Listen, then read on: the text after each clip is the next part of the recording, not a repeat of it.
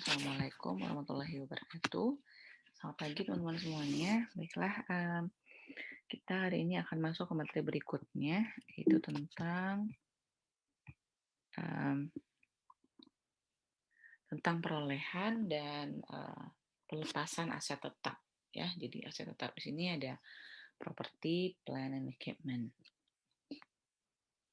Nah, learning objektifnya di sini teman-teman diharapkan untuk bisa menjelaskan apa itu PPE ya, apa itu aset tetap, kemudian juga kita akan mengidentifikasi biaya-biaya yang apa saja yang biaya-biaya yang diperlukan dan dikeluarkan gitu ya untuk melakukan penilaian awal atas aset tetap atau property plant and equipment ini gitu. Kemudian juga apa saja kira-kira accounting problem ya yang mungkin muncul ketika adanya constructed atau ya self constructed asset. Kemudian ya ini ada isu-isu related bagaimana dia memvalue, bagaimana dia memperoleh gitu kan ketika diperoleh, dan ini juga ada disposal. Disposal ini maksudnya adalah dia di bahasa Indonesianya itu dia dibuang, ya dilepas, oke. Okay? Nah, ini ya teman-teman. Di sini adalah biaya perolehan. Di sini kita akan belajar di sini kemudian bagaimana aset yang self constructed ini dibangun sendiri. Kemudian ada biaya bunga dan observasi juga. Nah, untuk valuation-nya itu misalnya bagaimana nanti ada penerapan diskon cash discount, diskon tunai, kemudian ada kontrak tangguhan, ya, kemudian ada lump sum purchase atau pembelian lump sum, penerbitan saham, kemudian penukaran non moneter dan juga hibah pemerintah. Nah, berikutnya biaya-biaya setelah perolehan itu ada penambahan, kemudian ada perbaikan dan juga penggantian ya, replacement, improvement, kemudian bagaimana nanti rearrange atau pengaturan ulang dan reorganisasi. Nah, ini yang disposition tadi, yang pelepasan itu ya teman-teman. Termasuk di situ misalnya ketika dia mau menjual aset suatu perusahaan atau mungkin dia mau melakukan konversi. Tuh ya. Oke, sekarang kita lihat ini ya. Nah, property plant equipment itu adalah aset tetap ya. Jadi kita sebut dengan property plant equipment atau properti pabrik dan peralatan begitu. Nah, atau biasa juga dikenal dengan aset tetap ya. Jadi itu adalah tangible asset. Tangible asset itu aset yang berwujud ya, teman-teman, yang dimiliki dan digunakan dalam kegiatan produksi dan penyediaan barang jasa. Nih. Dan bisa juga disewakan kepada orang lain, kemudian untuk administrative purpose gitu kan. Saya pakai annotate-nya. Ya. Nah, kemudian dan yang terpenting adalah aset ini diharapkan digunakan lebih dari satu periode nih ya, more than one period nih. Tuh. Nah, berarti bisa didefinisikan bahwa contohnya apa nih aset tetap nih, ada contohnya di sini. Ada tanah, kemudian ada building structure, itu ya struktur bangunan yang termasuk kantor, pabrik gitu kan, gudang, kemudian equipment tuh kayak mesin, furniture, dan juga tools atau peralatan. Nah, kemudian apa saja yang menjadi karakteristik dari aset tetap gini gitu ya, atau dari property plant equipment ini? Pertama, dia digunakan dalam operasi dan tidak untuk dijual. Kan? Jadi yang diklasifikasikan sebagai aset tetap itu dia digunakan untuk bisnis normal ya. Jadi kalau misalnya tidak digunakan gimana? Masuk kayak aset. Jadi aset tetap itu dia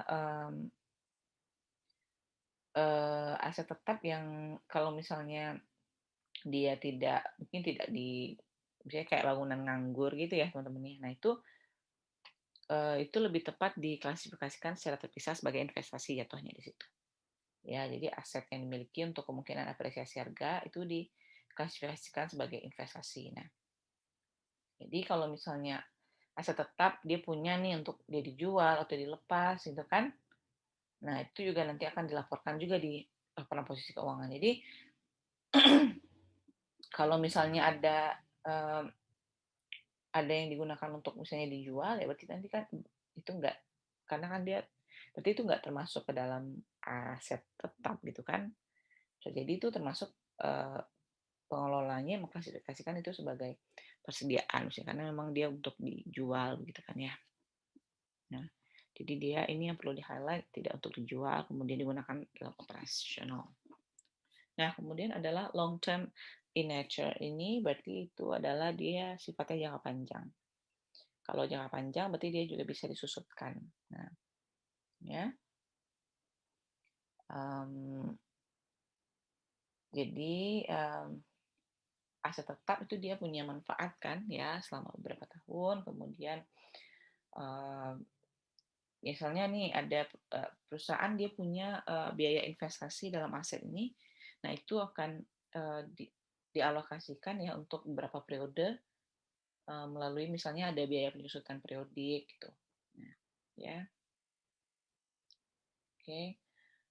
Nah, kalau misalnya tapi dalam hal ini tuh ada pengecualian untuk tanah ya, karena tanah itu yang disusutkan hanya kalau misalnya penurunan nilainya itu kayak terjadi tuh kayak misalnya ada kerugian atau kesuburan lahan pertaniannya gitu ya. Atau misalnya karena adanya rotasi tanaman yang nggak baik, kemudian adanya kekeringan, erosi tanah, nah itu baru nanti akan dinilai itu kan. Makanya ada pengecualian di sini. Nah, kemudian physical substance. Berarti physical substance ini dia punya substansi fisik ya. Jadi aset berwujud itu dia punya ada nih fisiknya gitu, fisik dan substansinya ya. Jadi ini yang membedakan antara aset tetap dan juga aset tak berwujud ya. Kayak misalnya goodwill kalau di aset tak berwujud ya. Hmm. Nah, tapi kalau misalnya ini beda ya kalau kita bedakan dengan bahan baku teman-teman, karena kalau misalnya aset tetap itu tidak secara fisik dia menjadi bagian dari produk yang dimiliki untuk dijual kembali gitu kan ya, karena kan dia punya fisik tapi dia kan bukan untuk dijual kembali. Oke, clear ya untuk apa itu yang dimaksud dengan aset tetap. Kemudian kita lihat dengan acquisition. Acquisition itu perolehannya, perolehan aset tetap. Nah, kalau sebagian besar di perusahaan itu dia menilai aset tetapnya itu dengan menggunakan historical cost. Historical cost itu adalah bagaimana mengukur harga kas atau secara kas yang dia keluarkan nih untuk bisa memperoleh aset, ya kan? Kemudian sampai nanti dibawalah ke lokasi, kemudian dia mempersiapkan situasi apa kondisi yang diperlukan untuk me, untuk me, ya sehingga aset itu pokoknya ready to use ya sampai dia benar-benar bisa digunakan gitu. Nah, oke. Okay. Nah, perusahaan itu dia mengakui aset tetap itu ketika biaya perolehan aset itu bisa diukur secara andal. Ya, dan ya dipastikan bahwa dia bisa memiliki manfaat ekonomi di masa depan, ya kan? Ya kayak misalnya sekarang nih lagi tren ini di kafe-kafe apa? Kayak ada coffee shop gitu banyaknya kayak kafe-kafe. Nah, forestry itu apa gitu. Nah, itu kan misalnya mereka harus punya beli mesin dulu gitu kan ya, beli mesin kopi misalnya menjadi yang mereka butuhkan. Nah, jadi ini termasuk ke dalam aset ya, karena pertama biayanya bisa diukur dengan andal gitu, dan otomatis ini juga bisa mendapatkan manfaat di masa depan ya. Nah, tapi kalau misalnya ada perbaikan di mesinnya, nah nanti biaya itu akan dibebankan karena dia manfaatnya hanya dirasakan pada periode itu gitu. Nah, jadi biaya-biaya yang ini ya, secara umum perusahaan itu dia melaporkan biayanya sebagai unsur aset tetap. Jadi misalnya ada harga pembelian gitu kan. Nih ya. Ada harga pembelian. Nah, Berarti kayak misalnya kayak kalau misalnya dia beli ini ada bea impor misalnya gitu, ada pajaknya berapa, kemudian ada diskonnya enggak gitu kan. Nah, tuh. Kemudian biaya yang timbul untuk bawa dia ke lokasi berapa, freight cost-nya gitu kan. Kemudian mungkin eh, untuk bisa dia jadi kan ada juga tadi dikatakan bahwa kondisi untuk pokoknya digunakan sampai peralatan atau aset tetap tersebut itu bisa digunakan gitu ya di sana. Misalnya gini, em, jadi kayak ada biaya pengiriman di situ kan ya teman-teman. Nah itu dimaksudkan gitu. Nah, bagaimana nanti untuk penilaiannya? Nah, jadi untuk perusahaan itu dia menilai aset tetapnya dengan menggunakan metode biaya atau metode fair value revaluation method. Ya, kalau untuk metode biaya atau nilai wajar untuk semua item aset tetap untuk satu kelas aset tetap. Jadi misalnya perusahaan ini dia bisa menilai nih tanah aja gitu kan setelah dia mendapatkan perolehan dengan harga nilai wajar. Nah, secara bersamaan dia juga menilai bangunan dan peralatannya itu dengan metode biaya. Tuh. Nah, namun sebagian besar sih perusahaan menggunakan metode biaya juga karena metodenya itu lebih murah, ya nggak perlu appraisal ya penilaian lagi. Nah, jadi umumnya kalau misalnya metode nilai wajar itu menghasilkan nilai aset yang lebih tinggi. Jadinya yang membuat perusahaan itu harus laporin beban penyusutan ya otomatis juga lebih tinggi gitu kan. Nah, dan laba itu bahkan nanti jatuhnya bisa lebih rendah. Oke, gitu ya.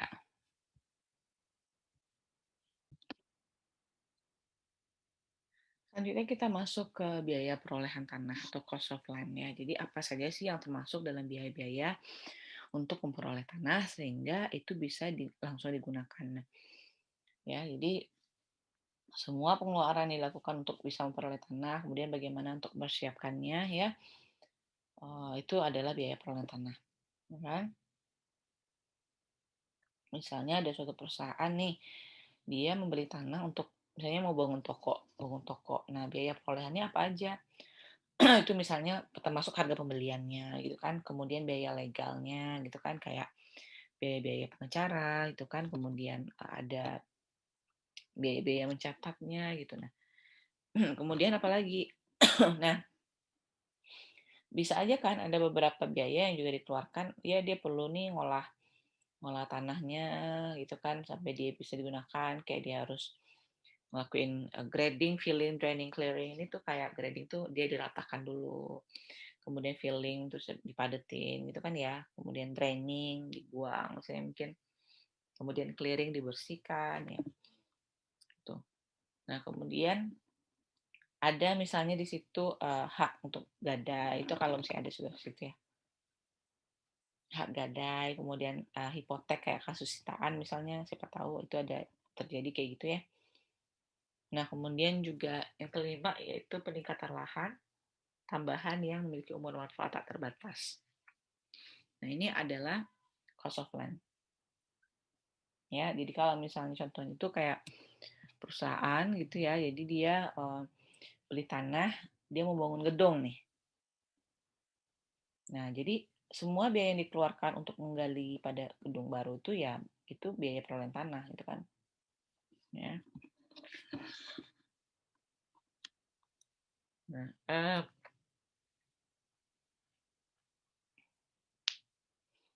oke, jadi misalnya nih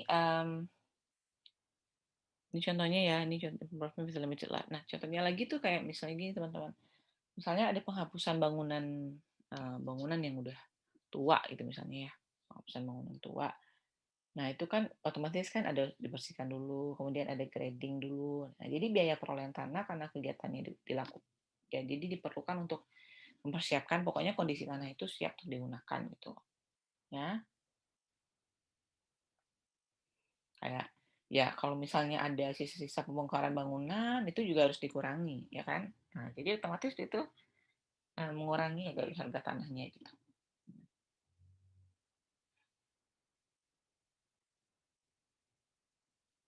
Nah, kalau misalnya contohnya ya, Saya lihat sini.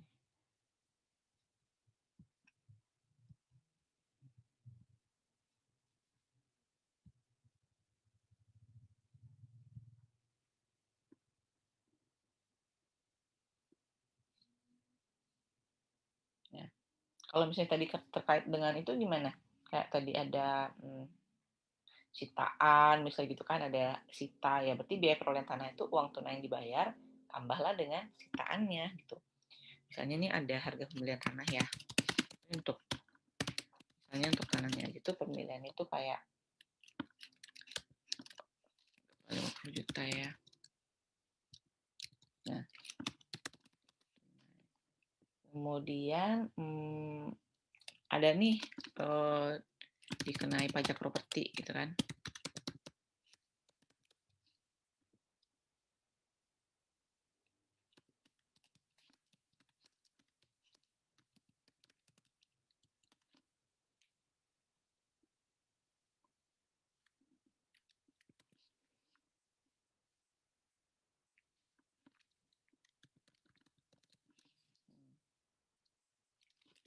Nah, lagi nih misalnya hak gadai.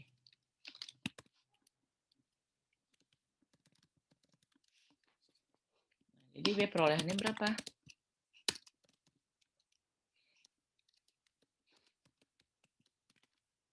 Nah,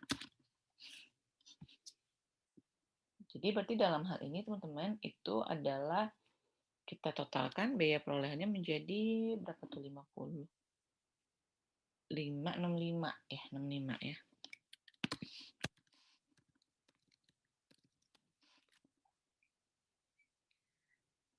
Oke, misalnya perusahaan A gitu ya.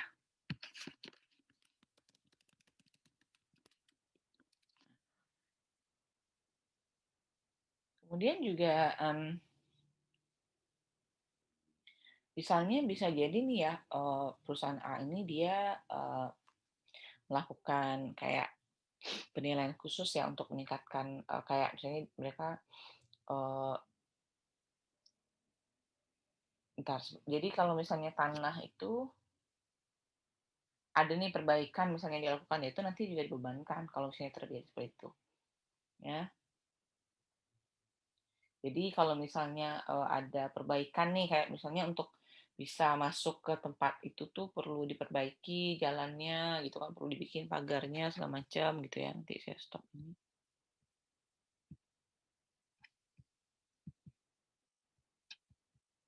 Bentar. Nanti di PPT-nya.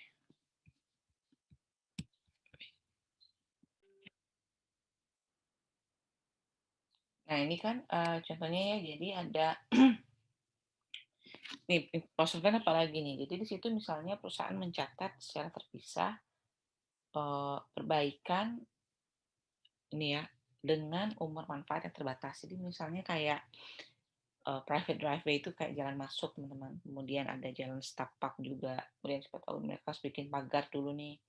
Mereka bikin lahan parkir. Nah itu dikategorikan sebagai land improvement atau perbaikan lahan atau tanah ya. Nah biayanya itu nanti disusutkan nih sama estimasi periode gitu. Nah, oke, jadi berarti kan tanah nih kategori sebagai aset tetap ya teman-teman ya. Tapi kalau misalnya tujuan utamanya dari memperoleh atau memiliki tanah itu, misalnya kalau misalnya eh, kalau tujuan utama dari memperoleh atau dia mem- memiliki tanah itu sebagai spekulatif sifatnya, maka perusahaan itu lebih tepat dia dikategorikan sebagai investasi juga gitu ya.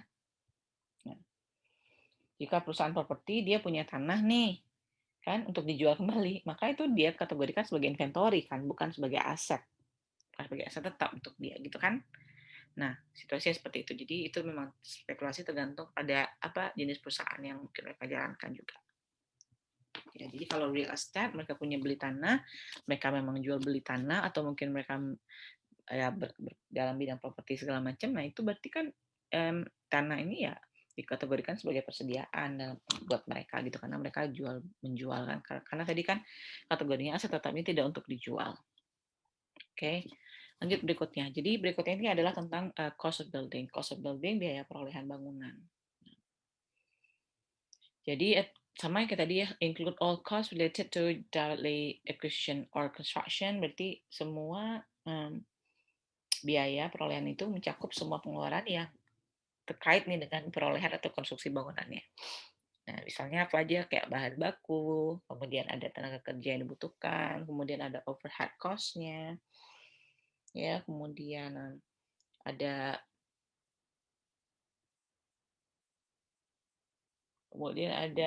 biaya profesional ya, dan kemudian juga ada building permit. Nah, biasanya perusahaan kalau misalnya ingin bangun gedung ya mereka biasanya kan kayak sewa kontraktor gitu kan ya, teman-teman ya. Nah, jadi semua biaya perolehan dikeluarkan mulai dari dia menggali sampai dia selesai digunakan gitu kan ya, sampai selesai digunakan. Nah, makanya itu dikategorikan sebagai biaya perolehan bangunan. Sorry. Nah, ini ya.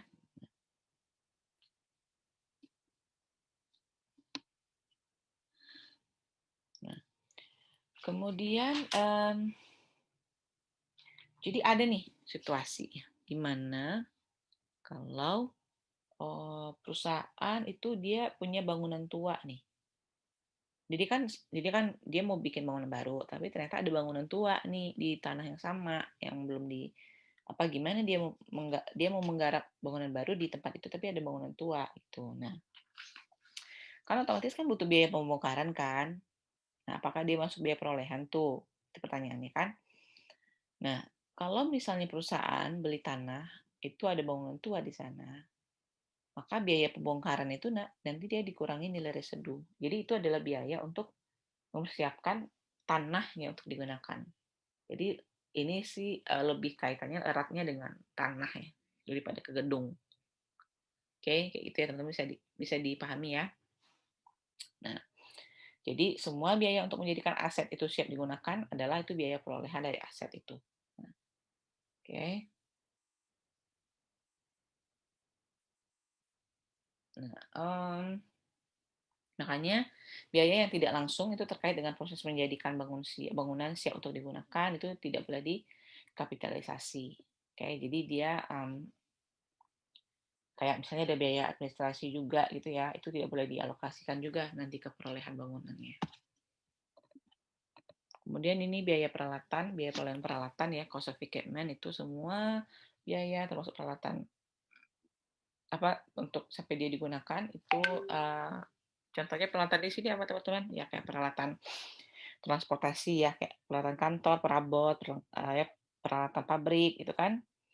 Nah, jadi apa aja di sini purchase price, pembelian, kemudian pengiriman kan, penanganan atau handling charge ini penanganan, kemudian ada asuransi atas peralatan saat dia mengirim, kemudian biaya yang fondasi khusus yang diperlukan nih, kemudian dia ada biaya assembling atau perakitan, installation, dan ada biaya pengujian peralatan juga. Jadi semua hasil penerimaan dari penjualan setiap item itu saat proses pengiriman, eh, kemudian persiapan kondisi peralatan untuk dia digunakan gitu ya, itu dia harus mengurangi biaya perolehan. Jadi biaya yang mencakup semua pengeluaran yang terjadi dalam memperoleh peralatan dan siap untuk digunakan gitu. Jadi itu sih ya. Ini adalah variation-nya, ini klasifikasinya teman-teman. Jadi teman-teman silahkan dipahami ya. Nah, ini proceed from salvage to demolish. Ini klasifikasinya sebagai apa nih gitu ya. Kemudian land improvement ini kayak ada bayar parkir, bikin parkir atau bikin jalan itu masuk ke land improvement ya, teman-teman ya. Masuk ke tadi untuk peningkatan atau perbaikan tanahnya gitu.